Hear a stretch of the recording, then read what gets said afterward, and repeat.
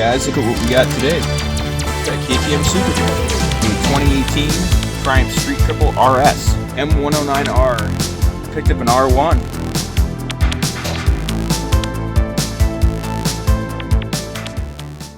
Hey guys, how's it going today? Got another comparison video for you. So we got the ZX14R Ninja here. This is a 08 model, and we got the Gen 1 Hayabusa 2001.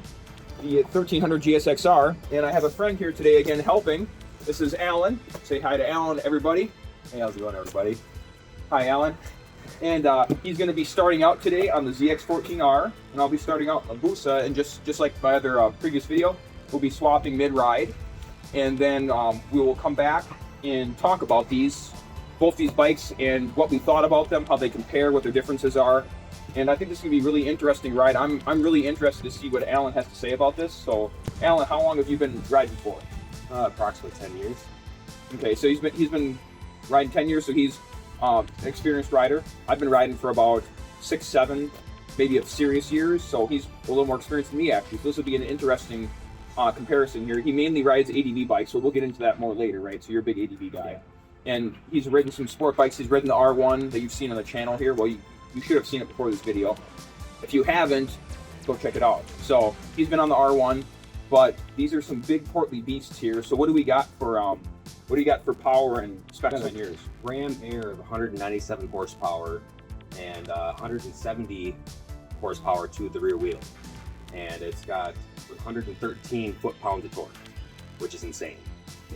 That's more. So Kawasaki built this as the machine to beat the Busa. It was the Busa killer. Yeah. So this has got a little bit more of everything in the Busa. So you're talking an extra, 10, 15 horse, an extra 5 torque.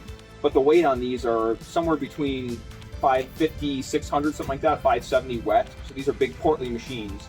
This guy has about 175 foot-pounds of torque. 175 horse to the crank. But then the rear wheel, this was dynoed by the previous owner. So this was about 156, he told me, to the rear wheel. That's at 170, so you got quite a bit more there to move these big machines. And then this is about 112 foot-pounds of torque, so a little less than that. So Kawasaki basically did their best to one-up the Busa in every category they possibly could. This machine's a little newer, so a better direct comparison would be the Gen 2 from 08 to the 08 Kawasaki here, but these are the ones we got. And some guys prefer the Gen 1 Busa, actually. Mr. Yami prefers the Gen 1, as everyone knows there with the turbo action. So we're going to give this a shootout here. But before we do, we're going to get on the bikes and we will see what the ergos feel like here in the parking lot. And then we'll get out on the road. Hey guys, we're back on the bikes here. And Alan had an interesting observation. I can actually touch my feet, both my feet to the ground, flat foot, on my ADV bike. That's a 23 KTM 890 Adventure R. There is no flat foot in that bike as a adult male that's 5'9". So. Yep. And we both got pretty good bends in our knees, but on these bikes, you'll see in the footage when we're riding, the bars are above the triple here, not below like the R1 and other sport bikes. So you're up a little bit higher than you would be, especially on that bike. A little more. Yep. So here, we'll swap. Let's swap bikes. Okay, Alan, what do you think? What do you think of the Busa? I definitely feel more upright. I feel a little more upright on the ZX14R. The Busa is a little more lean forward, but it's still pretty comfortable. Yep. That one's a bit more aggressive. On the bars here on the ZX14R, like Alan was saying, they come up a little higher. They're raised. There's like a little, maybe another inch raised, I would say, maybe a little more. Any other thoughts, Alan, before we get on the road? Ready to ride. Okay, he's ready to ride. We'll see you guys out on the road and back here for our final thoughts. So we'll catch you guys in a few seconds.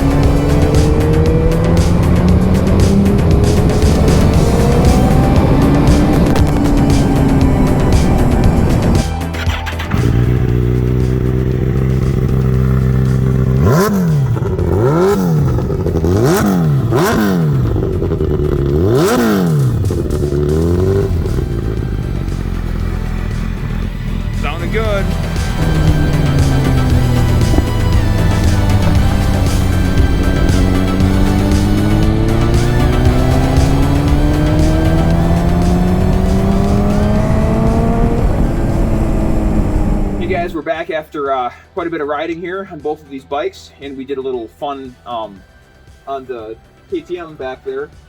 And that's Alan's bike back there, and we got it back there for reference because this is what he rides a lot. So, Alan, what is that bike back there? The 2023 KTM 890 Adventure R, and really that's where all my experience lies, is in ADV bikes. First bike I had was a I can't remember the year, but it was a Kawasaki KE100. Then I had a 2016 RPS Hawk 250, some cheap Chinese bike.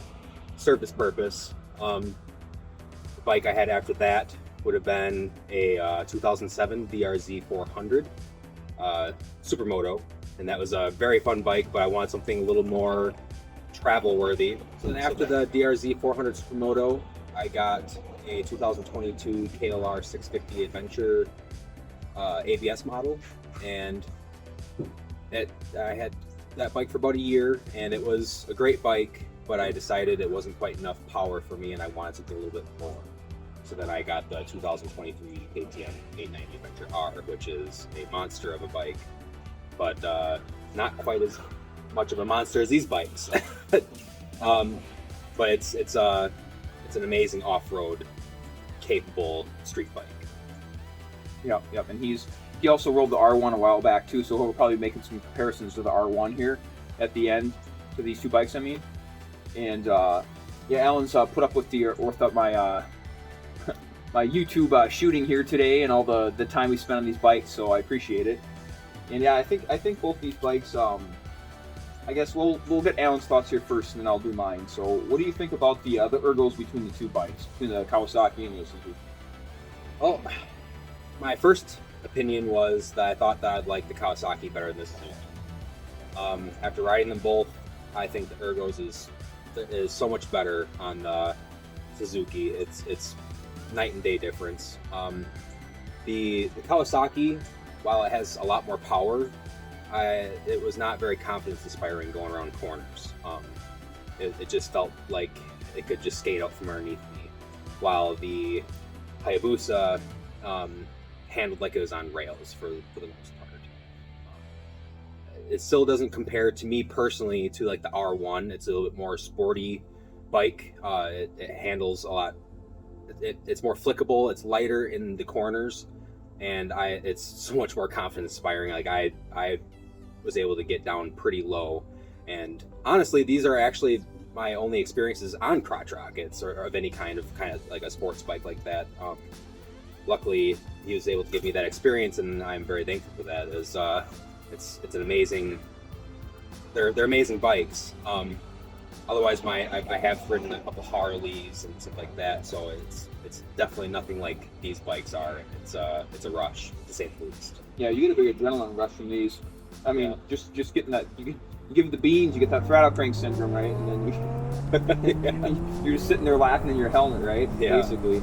Yeah, it's interesting because with the tires on these, it's interesting that Alan here, he thinks that this was more planted. The tires in this bike are actually older, but the tires in the Kawasaki here are a little newer tires, but it's part of it's the geometry of it too, and the way the bikes feel, and the way that you interpret the stickiness of it and everything. Yeah. And the R1 has the newest tires too, but that bike's a track weapon, so you're gonna feel like you're on rails in that thing. And these are kind of big portly machines, they're 550, 600 pounds, and you've got that they're really good for touring. So like in my opinion, this is like sport touring leaning towards the touring side, and this is sport touring leaning towards the sports side. It's kind of the feel. This feels kind of like a big R1, kind of, but it's not as planted. Yeah, I mean, I can see that. It's like the way it handles, kind of. It's definitely a little sportier feeling, but because the way you sit in it, the way the tank is shaped, it's got you upright more. So when you're going around the corners, you're not as contoured to the bike and like a part of the bike. So you don't feel like it just feels like the bike's gonna come up from underneath you, kind of. It's not very confidence inspiring. You never like become one with it. No. Like with the R1 or the R1 is just something else. The only problem I have with the R1 is that your neck is just cranked way up. Yes. And it's not very comfortable. For me, the ergos, I like the ergos on the Busa better myself. Now this is strange because This bike is actually, you're more upright on the Kawasaki, but we did a lot of, well, you'll see in some of the footage here we'll have as we're talking about these bikes, but we were in a lot of back roads on these and up in the ridge here. And with this bike, you're a little more forward and a little more up. Like these bars are a little more like sucked forward a little bit and up, but it's the tank too, like Alan was saying, like it makes you sit, it's like in a weird, you're not upright and you're not sporty. It's like this weird in-between position, and the legs feel fine. Like the tank pads and stuff, you're locked in good. But there's something about it where you never feel like you're in the pocket like you are on the Busa. Like the Busa, you get into a good corner with that, and I'm hanging off, and you're pretty locked in with the. You guys know I mentioned how what you call that those heel guards. I'm a stickler for a good heel guard because I like to lock my boot in. And maybe that's part of it. This bike has like aftermarket carbon fiber heel guards, which kind of aren't real solid. They're okay, but this one has, you know, aluminum hard parts there where you can lock your boot in real good. So this one you get real locked in. This feels a little lower to the ground. The seat is much softer. This is like a couch. Hello, it's amazing. Yep. And that's hard. So we're not trying to crap on the Kawasaki here. We just they're different machines, and I think for someone maybe a different stature, maybe slightly taller, would like the Kawasaki more because you're going to be up higher and you're going to have a longer torso over that long tank. Yep. But we're both about the same height, about the same weight, so we have similar opinions on these. Sound-wise, the Yoshi on this bike sounds cool. There's some backbearing pops and stuff when you let off. It's a bit of a rich tune.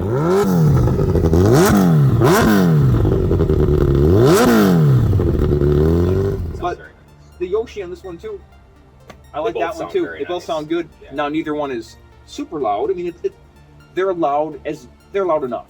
Like it's got a good tone to it. It's not like the R1. Yep. The R1's obnoxiously loud. Yep. The toast. I think we'll probably end up doing a shootout between maybe that R1 and these bikes at some point. We'll see if I don't have time this year, but we'll do a shootout maybe between the Busa and the R1. That'd be good. That'd be a good video to make too. So which one do you think is power-wise? Which one? Is there any difference for you? Or definitely, I would say the Kawasaki has way more power, in my opinion, than the Hayabusa. I felt myself really having to hang on when I was getting on the throttle. It was pretty intense, to say the least. But like I said, it's just the trade-off really is it's the extra power with this bike, and I would personally rather have something that feels a little more comfortable all around. And interesting, we both had, I feel the same way too, about this feels like a turbine spooling up or something. This thing is a lot. And this is geared a little differently too. The previous owner commuted on this bike, and I mentioned this in the channel before too. So the gearings, he increased it so that it has more top end. But what that means is, on the way to work, he had lower revs, got better gas mileage, right?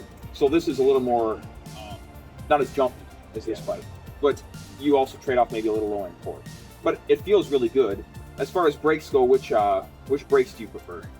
I prefer the Hayabusa's brakes. They're not as touchy. Oh, okay. And when I went to grab the front brake on the Kawasaki for the first time, it was a little sketchy. it just grabs now. There's no like in between. It's just you grab it. It's just now.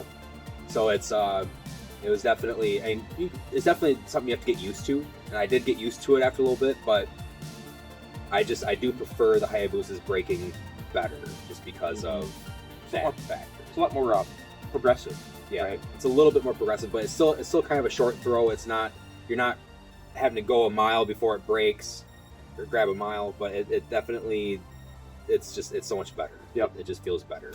This bike, like, I never thought I'd say this, but I might prefer some ABS in this bike just because of how immediate it is. Yeah. Right? It's just, lock it up easy. This will get you stopped. Like, this will stop right now. But it's, especially for the weight of the bike, actually, probably should say for the weight of the bike, both these brakes are pretty good. Like, they're phenomenal. Yeah. Because you got 600-pound sport bike, and you'd think it'd be like, ooh, but actually it's stopping now. Yeah, it stopped. I'm impressed by the brakes in both of these. These are older machines too, right? So they feel good. These brakes have been bled. The previous owner was a Suzuki mechanic on this, so those brakes, I think this has got all the brake fluid in too, and the radiator's been flushed. So that's what I was gonna say. So we both had the same idea, and I wasn't expecting this, right? Like, this feels like more of a quality machine. It's older too. Higher quality machine. and we don't mean to like, I don't mean to like, it's not that this is bad, but like it's the way it's put together and the suspension and the way it's set up. This could be softened, and it should be softened a bit. This is more aggressive, just the way the suspension is set up. But even beyond that, like this, it just feels like I don't know. It's like really well thought out, and it could just be that this bike fits us both better. That could be the case, but there's something beyond that. I just feel like that bike's, and for lack of better terms, a little more luxury Yeah. than this bike is. This bike is more of like a drag race bike. It's kind of how I view it. Like it's something that you take to a drag strip, versus this is something that you can take to like a track, and it's more glide. It glides better than this bike does, personally. That's how I feel. Yeah, it's the Kawasaki kind of feels like a sport bike version of like the VMAX that I had, if that makes sense, like a drag bike, right? And I know these are used for drag racing a ton. Yes. Like I know they are. This is just our subjective opinions here. These are both. We're talking about this like Aaron. Both of these bikes are super fast. Right? They're both drag bikes. They're both super fast. It's just, I think this is just our opinions about it, and I think, okay, so which one's more streetable? If you're gonna have one day to day for like Hayabusa all day. Yeah, interesting. For me, if I was just gonna commute, since I'm more upright on this bike, I might like this bike, but with a softer seat. So the answer probably is the Busa with Gila bars, with raised bars. It's probably the answer. I didn't really think about that. I was thinking of them like as is, like the bikes as is. Yeah, I would say the Hayabusa. I think I agree with you. But I do feel like if you did a little more work to the Kawasaki, it could probably be a little bit better for commuting and for just day to day whatever you're going to do, whether you're going out on the ridge or going to work or whatever your plans are. I feel like it's definitely you're more upright. I did actually feel a little more wind on the Hayabusa. Yeah, that has a double bubble. Yeah. Yep. So this has the stock screen, and you're getting hit with a lot more wind in the face here. But just for the pure fact that bike it checks off more points for me, I feel like that I prefer the Hayabusa. And there's also something about like the name of it too. So if you're buy a bike for this reason, to like talk to your friends about it, go to bike shows or whatever, go to bike nights. Oh man, nice Hayabusa, right? Who's gonna come up and say, oh man, nice ZX14R? I mean that's fine, and other riders know what this is, but the general public knows what the Busa is. So if you're going for like, I don't know, street cred or something, or clout, if you're going for like the Busa is kind of, it has that name. Not that I guess I don't care about that in absolute performance because I don't go to a lot of shows and stuff. So I care more about, I misspoke there. I care more about absolute performance and feel than about like clout or something. But if you're looking for a bike that has the name behind it, everyone knows what a Busa is. And it's just, if you're making YouTube videos like this or making YouTube shorts or something, or you're going to bike nights, people are going to walk up to that. It's going to be, let's say you want to meet new people, right? How do we meet? We were at a quick trip, right? A while back, not too long ago actually, and Alan came up and said, "Hey, nice Hayabusa, right?" Yeah. If I was on something else, I heard the bike actually coming, and I had to wait for it. Like this sounds nice. I gotta see what it is. And he showed up on the Hayabusa, and I just had to stop and talk and ask about it because it's a really nice bike, and you don't really see Hayabusas actually very often. Not around here, anyways. I'm sure maybe in bigger cities you do, but around here you don't really. This is the first one I've seen. Yep. Period. In real life. Me too. Yeah. Oh, except Peter should. IRL. Yep. So, we'll do the last couple things here. Who do you think these bikes are for?